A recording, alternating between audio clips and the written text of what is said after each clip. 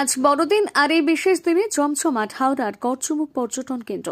শীতের আমেজকে সাথে নিয়ে বড়দিনের আনন্দে মেতে উঠেছে পর্যটকেরা। প্রতি বছরের মতন এবারও বড়দিনের সকাল থেকে গড়চুমুক পর্যটন কেন্দ্রে ভিড় জমাতে শুরু করেছে পর্যটকেরা। দামোদর নদীর পাড়ে পিকনিকের আনন্দ উপভোগ করছেন পর্যটকেরা। জেলা তো বটেই, জেলার বাইরে থেকেও বহু মানুষ দামোদরের পাড়ে পিকনিকে মেতে উঠেছে। শ্যামপুর থানার পক্ষ থেকে মাইকিং করার পাশাপাশি নজরদারি চালানো হচ্ছে। পুলিশের পক্ষ থেকে বিভিন্ন নিষেধাজ্ঞা জারি করা হয়েছে।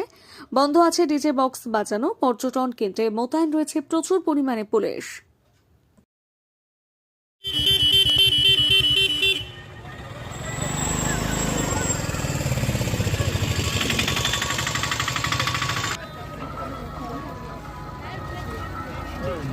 Hira!